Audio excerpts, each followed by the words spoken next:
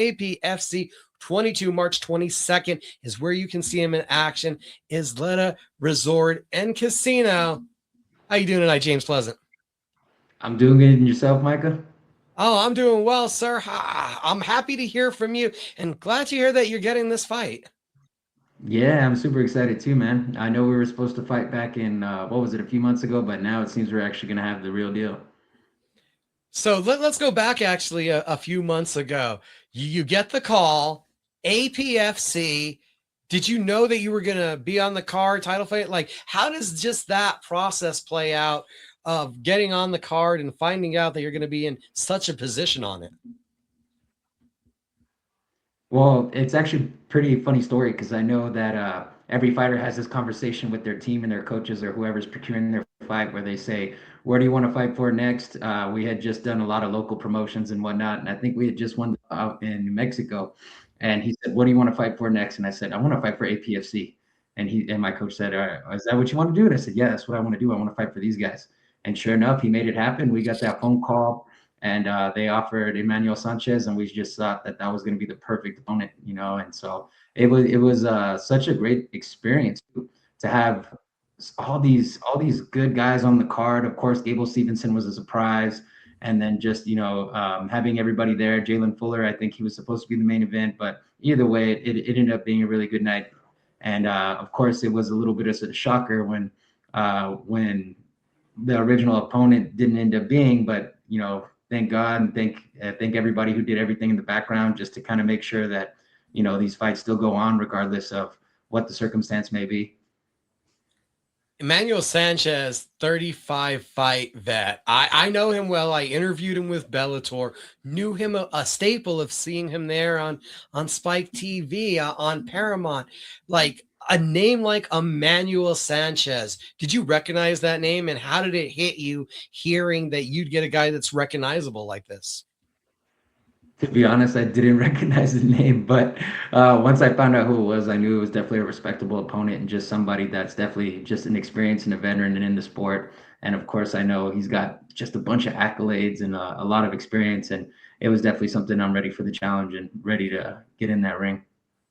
Okay, well, you might not have known him, but throughout that entire camp and now you have a second camp, how much footage, how well have you gotten to know Emmanuel Sanchez as an MMA fighter? So me personally, I like to watch the opponent's footage maybe towards the beginning of the camp just to kind of get an idea of who they are and what they're about. And then towards that, I just like to focus on my own game plan and my own strategies. Maybe find some training partners that have similar style or body types as them, so that way it can help prepare. But I'm not one of those guys who's really big on watching the opponent's film just repeatedly, repeatedly, repeatedly. I think that it gets into the fighter's head and it kind of takes them away from all their skills, and they're just more kind of worried about what the other opponent's going to do rather than what they're capable of doing. Just wondering, so do you go back and look at some of the Bellator stuff, or do you just concentrate on kind of the APFC stuff, some of those last couple fights? Yeah, usually this is how I like to break it down. I know everybody's different, but towards the beginning of the camp, once we figure out who the opponent's going to be, I like to look at their fights or whatever they have available and kind of just study them, see what they prefer. What's their go-to? Are they more of a ground guy? Are they a stand-up guy? Are they a finisher? Are they a dog? Are they, you look at all the different scenarios and capabilities. And then, of course, the more film, the better, because then you get to see how they operate in different situations and then also against different body types and opponents. And then once that's kind of out of the way, I just like to focus on, me, my personal, and me getting better. And then maybe every now and then kind of look at the tape again just to kind of say like, oh, okay, okay, okay. I thought of this cool combo that, I know they have a tendency to maybe drop this hand or maybe step this direction or blah, blah, blah, whatever. And I just thought of this cool combo that I might be able to throw. And I just want to look at the video again to see if, yep, I think that'll work. That's going to land. That's kind of how I kind of picture it. Do you feel that Emmanuel's style is comparable to anybody that you fought before or anybody that you train with? I think that's a very difficult question because, of course, nobody I fought has this experience like he does. This guy's been on Spike TV. He's got like 30 fights, and just to compare him to any of these other guys is not even it's not comparable. But I've definitely fought many guys that are dogs, regardless of their record or their experience. And of course, there's just a bunch of journeymen that they don't really fight. But it's like, man, you see them at the gyms, they're like, you could have been a star if you just had some discipline or focus or whatever the case may be. So I've definitely been around high level people. This is definitely going to be a test, and it's a test that I'm ready to take. You don't have to get into the game plan, but does it feel like, is it maturing? Is it evolving from what you were thinking for the first fight? Or is this just more reinforcing what was already planned for the first fight? When you always have a change of the opponent, because my coach and I were really good on the game plan, right? Where they're just like, okay, we're going to structure it specifically for this opponent, and so when you have a change in opponent, it does kind of throw things out of whack. But I would like to say that the game plan really hasn't changed; it's more reinforced and doubled down, and kind of just working on a lot of the areas that could be better and polished a little more. We are getting towards fight week. And news breaks. Emmanuel Sanchez is out. Where were you, and how did everything play out from your perspective? How do you find out? Medical emergency? Did you think the fight's canceled? Like what happened to James when Emmanuel fight falls out? So we were already at the hotel. It was like no, I think it was like 3 days before the weigh-ins or something like that. And we had just checked into our hotel room. And then, I got the phone call. I remember because I was still kind of working. I was working and stuff like that. I was on my laptop. And then they said, James, we got bad news. And I remember I just turned around on my chair and I said, let me guess. And they're like, yep, this opponent dropped. And I don't know if you know much about my background, but you could even just see on my Tapology throughout my professional career, I've had so many people drop for whatever reason, some of them valid, some of them not. And of course, this one was a valid medical reason, but it still doesn't change the fact that it's like, man, what a bummer, what a waste. And we didn't give up though. I told myself, it was like, don't panic, don't spiral. It was just kind of just like, okay, who can we call? Who could we call? Who do we talk to? Who can we call that, is certified or has all their credentials and can make 155 within the next 3 days and still be a good fight and a good opponent and still put on a show, especially for something like APFC. We want to make sure that everyone gets their money's worth and that the production doesn't suffer. When it lands on Jess Martinez, you were both amateurs, I believe, around the same time. Were you already familiar with Jess with this fight coming together? So I knew of him. I didn't know him that well, but anybody in this New Mexico area knew him because I started my first amateur fight was back in 2014. And so, of course, anybody who had been in the region knew that he was the guy, right? That he was really good at jiu-jitsu. He was undefeated, and he was from a very top team in school in Santa Fe, I think it is. And of course, like everybody knew who he was. And so I remember when they offered him, they said, okay, well, we can get you this guy. He might say yes, give it till the next day. And as a fighter, that's the most stressful thing when you've cut all this weight, you get mentally prepared, and then maybe just like 2 or 3 days before they tell you the fight's not going to happen, and then you're kind of just like, well, fuck it. Excuse my French. I was like, well, bump it. I guess we're just gonna go to Papados, I guess, like whatever, let's eat, And they're like, wait, hold off on eating because there's still a chance. And then there's always that frustration, like, I swear, if this doesn't go through, I'm gonna be so mad. Like, but no, when I saw him, I knew exactly. I knew exactly. I said, wait a minute, I know this guy. I don't know him very well. We've never fought or we've never trained or anything like that, but I knew of him just being in the area as an amateur fighter way back when. We get to the fight. You're both able to make weight. The title fight's still on. Jess comes out and gives it his all in that first round. Was that kind of what you expected? Short notice opponent, and he had also been coming off quite a layoff. I knew that he had a jiu-jitsu background and that was where he specialized in. So I kind of figured he wanted to take it to the floor. I think I got overzealous and a little eager with that jumping knee. And then that it just, when we went down to the floor, I was kind of like, oh man, and then he got my back right away. And I was like, oh man, and I was like, okay, just stay calm. Don't panic. Don't worry. I didn't necessarily feel like I was in too much danger, but of course it's a bad position. The first thing I thought in my mind was, okay, you might have lost this round. You're going to have to fight your way back. Just work your way, get your space when you can. And I know he had a really tight body lock from the back, and I was against the cage. And you need space to get out of something like that. So he did a really good job at making sure that I was pinned down and that I wasn't able to really work anything. You have an Ezekiel, you have a Darius choke on your resume. Is there an extra, though, satisfaction on submitting a guy that's known as a ground guy? To be honest, I was a little bummed because I know that everybody was talking about that extra knockout bonus and we want knockouts. And then, man, if you saw that card, there was just knockout after knockout after knockout. And I was like, I want a knockout. I want a knockout, especially since my last fight was a knockout. So I was like, I'm ready. I'm eager. And then, I got the submission and I was a little down at first. I was like, damn, dude, I didn't get the knockout, man. That sucks. But then I had some guys from back home. All the jujitsu guys were like, "Whoa, dude, you tapped out a black belt. That's amazing." Da da da. And then everybody else was kind of just like, "Oh, okay, cool."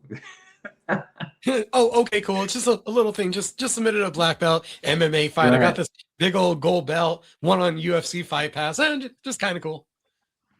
Yeah, it's more just like kind of just like we know you could do better. We've seen you do better. There's more just like it's always kind of like then that's where you have your real friends and you have the real people that are there to support you because you know what I mean. Like I remember I had this wrestling coach when I was in high school. He says, "You still ain't shit." That was his like favorite go to, and so that was always the motto, right? It was like you did good, but still ain't shit. Okay, so what do you need to do to be better, to be a little less shit? Well, a knockout would make that better, but I'm pissed. A That'd make it a knockout lot would better. make that better. Yeah, right. After the fight, you win the belt. Is there any conversation? Was there any talk of, hey, if we can make it, we're gonna remake the Emmanuel Sanchez fight? Or was there just let's celebrate the moment? I pretty much remember from my victory speech that was pretty much what I said was just Emmanuel Sanchez called him out, just said that this could have been us. You missed out on a great card.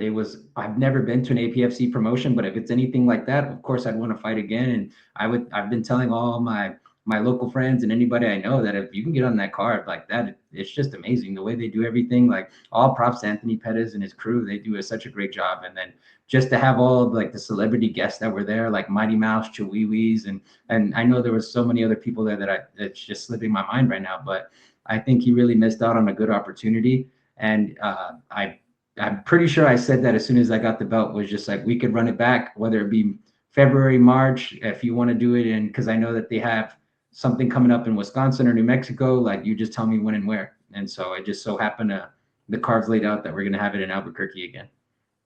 Does it feel like a missing piece of the puzzle to get this win, to put up a victory over a veteran like that, to grab the attention of the next level?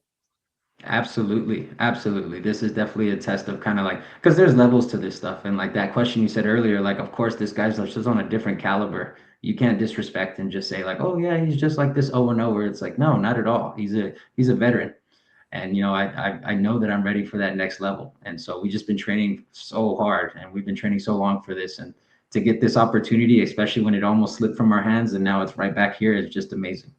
God is good. I want to say, looking at your topology, it was back that if it wasn't the first amateur fight in 2014, it was the second one in 2027 that they got listed the first time that I got to see you. And you were able to have a consistency and you were able to perform a lot as an amateur. Has the pro career at all just been a letdown with the 9 fights falling out, the 2021 and 2023 where it seemed like you were clawing to be active?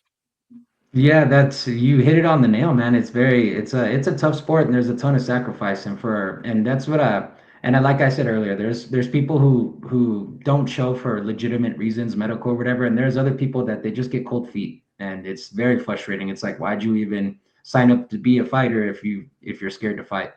And going back to what you said, I've been fighting since 2014 and there's always going to be politics at play or whatever that prevent like you getting the fight that you need. But of course, that 2019, 2020, during COVID, it really put a stop at a lot of like, gyms, training, and all sorts of stuff. And then finally, 2021, I'm able to get my first pro fight. And then the first pro fight I'm supposed to get, the guy bails the day of. And then it was 2 hours before the match. He basically pulled out, and it was just like, wow. Are you serious? And then you look on my Tapology, and that doesn't even list all of the ones that the people pulled out. And it kind of puts it in this, like, is it sometimes you kind of ask yourself, is it worth fighting for? And then just to get to this level, it's good to look back and say, fuck yeah, it was worth it. What kept you going? Fights are falling out, but you keep signing up for them. They're not happening, and you keep sacrificing time. You keep cutting weight. Why? I'm fortunate to have a good support team. Like, honestly, all kudos to my coach Ari Gomboa, because I remember especially it was around that 2020 time period. It was kind of like, you know what, like, it just seems like maybe it's not in the stars or whatever you want to say, blah blah blah. And he was kind of just like, no, dude, like, I've known you since you were 15. You've always had the talent. You've always been something. You know what I mean? Like, uh, we gotta get you around the right people that are there to support you. And unfortunately, not everybody's your friend, right? Whether they put on the mask or not. And so it was good to kind of just basically just say, you know what, let's just rebuild. And then, especially after that COVID, there was a lot of change of hearts from so many people who were so diehard, but it kind of, I think challenging times really exposes like the truth to the scenario, right? Uh, well, I forget that saying where it's like illusions fade when feelings rise, right? And so we were able to kind of just regroup. I remember our first fight together was a fight for LFA in my hometown, and I remember that was so exciting and stuff like that. And it was just we just kept the ball rolling from there, and well, obviously it's been doing well. With all the fights that have fallen out and unusual circumstances, because there's been more than a few, do you feel like it's almost because you're a 6'3" lightweight that you just intimidate some of these guys showing up? Like, what did I get myself into?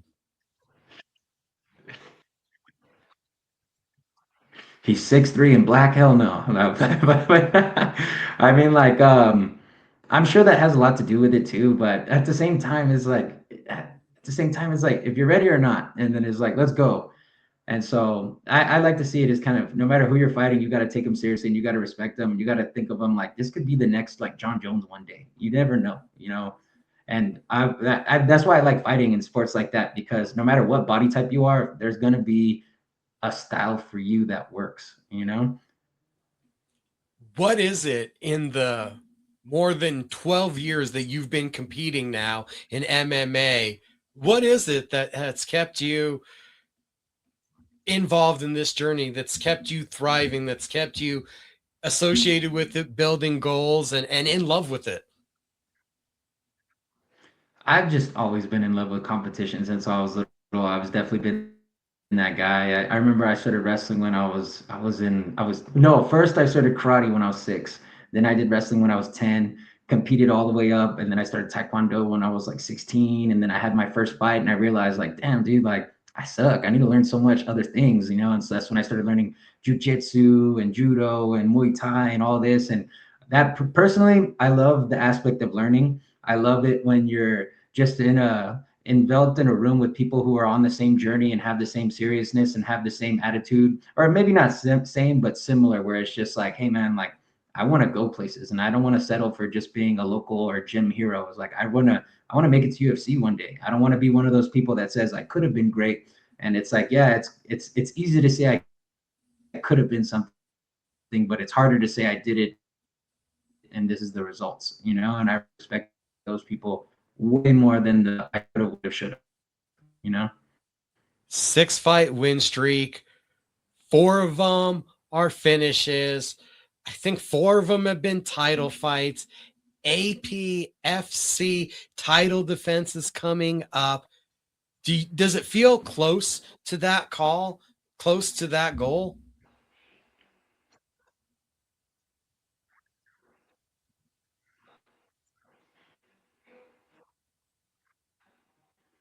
Absolutely. I think the camera that glitched up a little bit. I think you were saying, does it feel close? Does it feel good to be so close to making it to, let's say, UFC or something like that? Yeah, absolutely.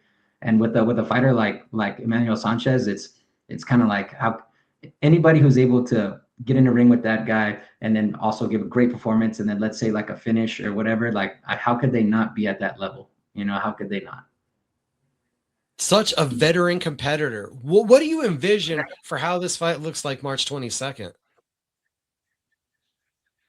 What do I envision? My hand raised, and then me basically saying UFC, let's go, contender, or even something like, I also want to go to Japan. So if UFC or someone like Risen offers any Japan promotions, let's go. With the streak you're on, with how impressive you've been, does it feel like just a win is good enough, or is there still feel like there has to be an emphasis to impress, to make a statement?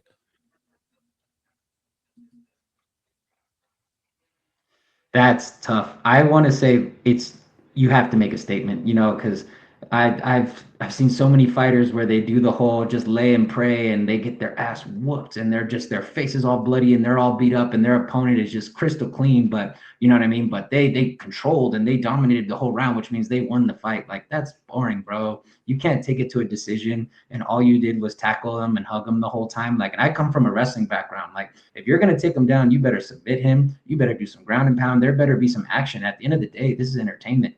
Like Gladiator, that's one of my favorite movies. Are you not entertained? Like and I'm guilty of it too. I've had a fight before too where I wrestled the guy and he was just a monster, man. I'm trying to submit him and he just wouldn't go down. And then like the crowd's booing because it's just so boring. And like that's not what I'm here for. I'm not here for a shallow victory. I'm not here to get my ass whooped and just say I held them. But like, yes, I hope I won because the judges like me better than the other guy. When in reality, like that guy's a completely better fighter. Like nobody wants that. APFC 22 back in New Mexico. We get James Pleasant on the card. We get 2 title fights. James Pleasant, Jalen Fuller again on the card, both defending. And if nothing else, we're at least getting to see you be consistent. So that's definitely on the bright side.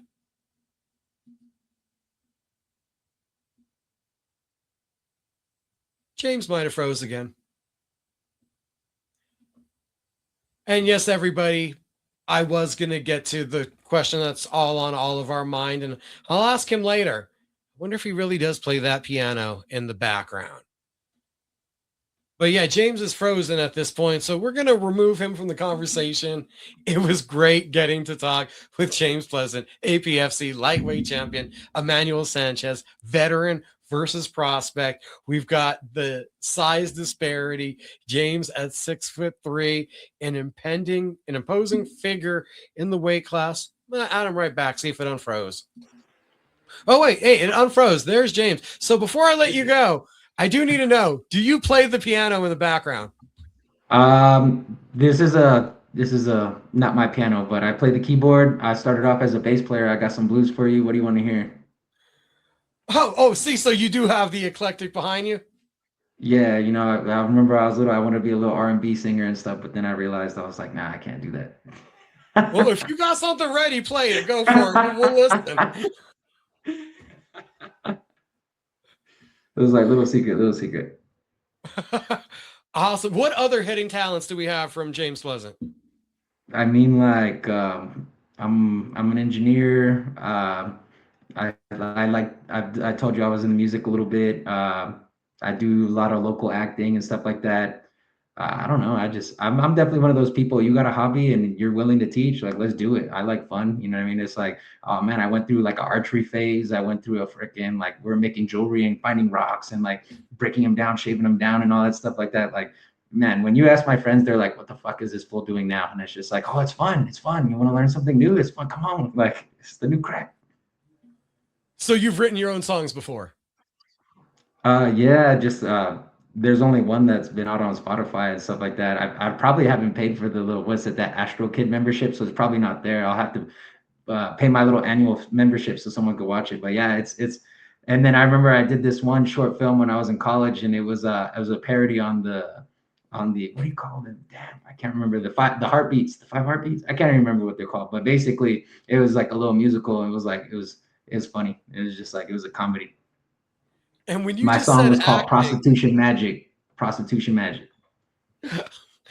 and when you said acting, are we talking about theater on stage? Are we talking about YouTube? Like, where can Film. we see this acting? Film. Like it's like my coach is gonna hate me. He hates when I talk about this, but haha, I want to say it anyway. But I was with a group of local artists and we had our own TV show on the CW of Paso Las Cruces. It was called Dolos, man. I was the main character. It was like a cowboy bebop kind of thing, and I was the cowboy, and I was stealing from the rich, giving to the poor, and all that good stuff. Like, and then what I was talking about was called 2.5 Blacks. I'm sure you could just like look it up on YouTube or even on Spotify or whatever. And it was basically like we had the drug addict, then we had the womanizer, then we had the church boy. And because I played the womanizer, we had to make up our songs and stuff. Well, Keith Fingers, the producer, made the song, but it was called Prostitution Magic, man. I'll say it. That was a good one. That was a banger right there. Budding entertainer and superstar, not just badass MMA fighter, APFC Lightweight champion, APFC 22 March 22nd is Let a Resort and Casino. Get to see one